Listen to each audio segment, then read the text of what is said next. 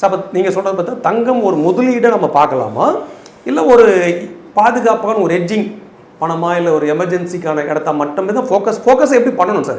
இப்போ இவங்க வாங்குறது பார்த்தா அது முதலீடு கான்செப்டில் உள்ள போயிட்டு இருக்காங்க, அப்படி தான் பார்த்துட்டு போகலாமா, இல்லை நம்மளுக்கு ஒரு எமர்ஜென்சிக்காக வாங்க வைக்கக்கூடிய ஒரு பொருளா சார் அது? இல்லை, ஸ்டாண்ட் அலோனாக கோல்டு வாங்குறதுங்கிறதெல்லாம் ஓல்டு. எல்லாரும் ஓல்டு கோல்டுன்பாங்க, ஓல்டு இஸ் கோல்டுன்பாங்க. நான் வந்து கோல்டு இஸ் ஓல்டுன்னு சொல்கிறேன்.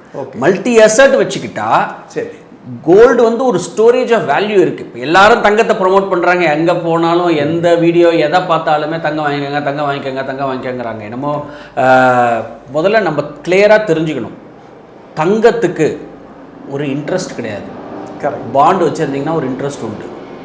தங்கத்துக்கு ப்ரைஸ் டு புக் கிடையாது. ஆமாம். அப்படின்னா என்னென்னா, ஒரு கம்பெனி வச்சுருந்தீங்கன்னா மேலே போகுமா கீழே போகுமா, சேல்ஸ் எப்படி இருக்குது, என்ன லாபம் வருமா நஷ்டம் வருமானங்கிறத கண்டுபிடிக்க முடியும். ஒரு ப்ரைஸ் டு புக்கு, ஒரு ப்ரைஸ் டு ஏர்னிங்ஸ் எல்லாமே ஈக்விட்டிக்கும் மற்ற இதுக்கும் உண்டு. வேறஸ் கோல்டுக்கு இன்ட்ரெஸ்ட் கிடையாது, ப்ரைஸ் டு ஏர்னிங்ஸ் கிடையாது, ப்ரைஸ் டு புக்கு கிடையாது, டிவிடெண்ட் கிடையாது.